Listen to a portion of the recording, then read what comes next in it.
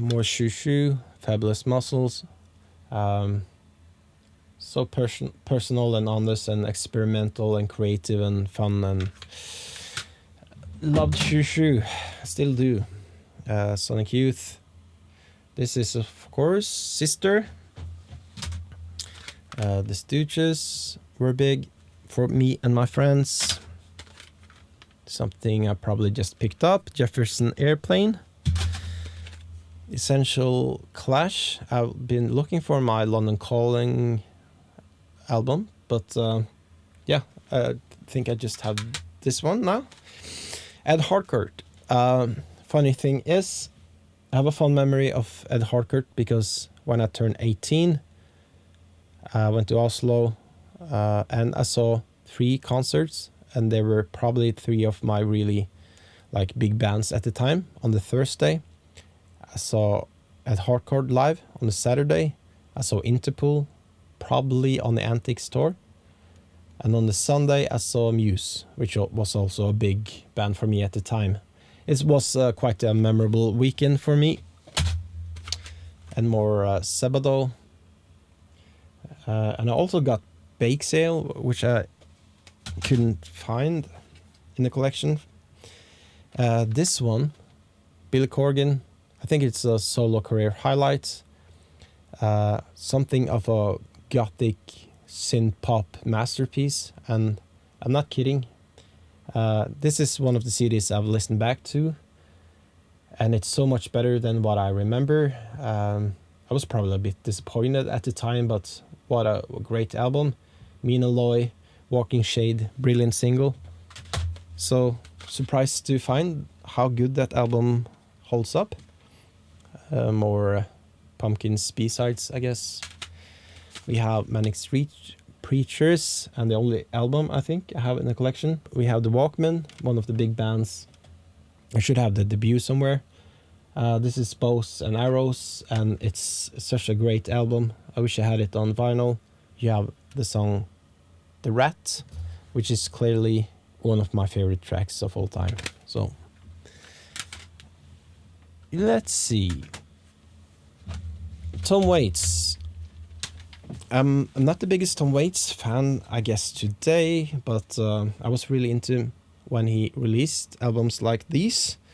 So in 2004, I remember the record store was open on a Sunday because this was being released and people were queuing up. And it didn't disappoint. Brilliant album. And this one, I think, is a collection of different stuff, B-sides, or I'm not sure, I don't quite remember, but one of the late, because this was released in 2006, it seems. So I think I got it for Christmas that year. Neutral Milk Hotel again. And the biggest thing to have happened in the 90s, perhaps. OK Computer, of course. Remember, I had the wake up alarm on a CD player. It started in the morning, and it always played the opening track, Airbag.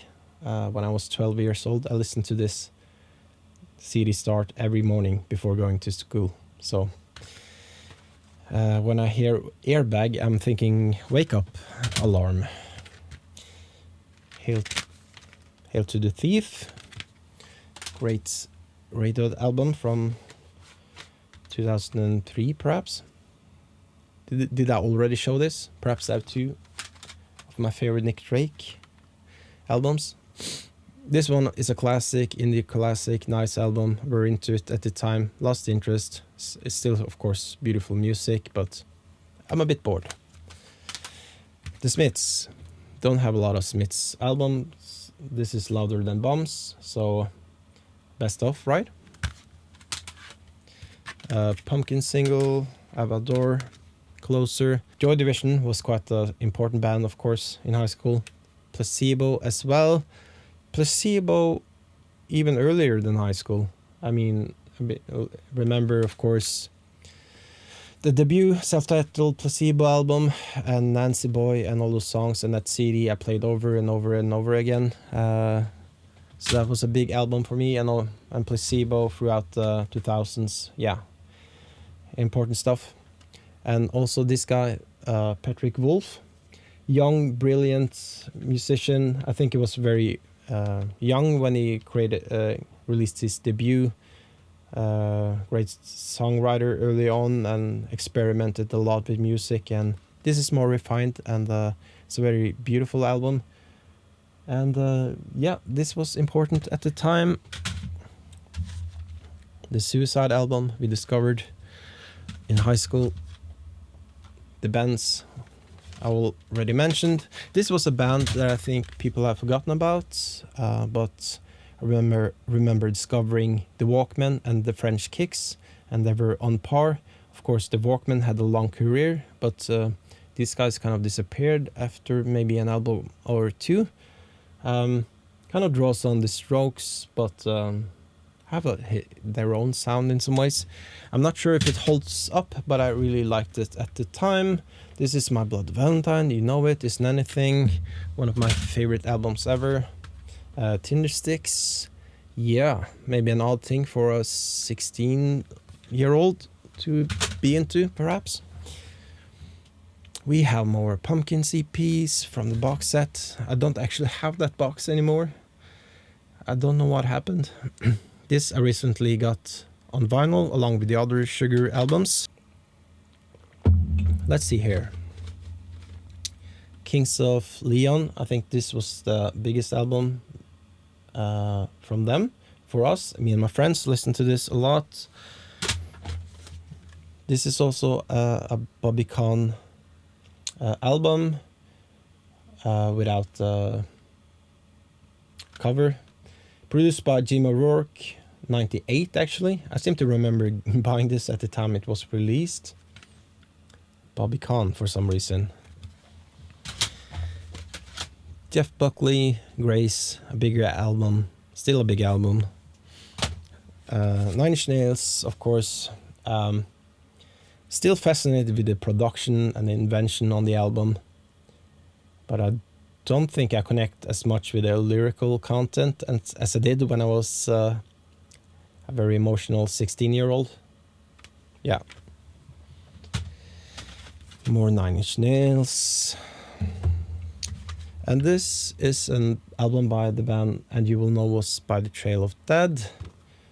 One of the big ones, source tags and codes. Maybe this is one of the 10 Pitchfork albums by this band. More Nine Inch Nails, the Broken EP. This was very good, a very raw and haunting sound. Very dark. This was the Nine Inch Nails release that I got after having discovered the band more, or gotten into them.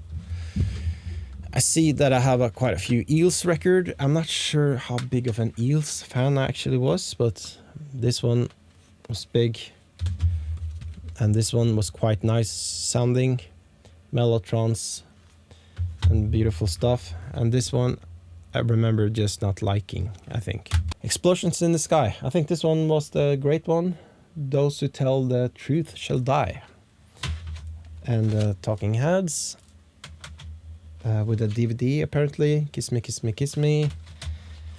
This is strange because this is a 2008 release, I think. So I think I made an exception for Shushu.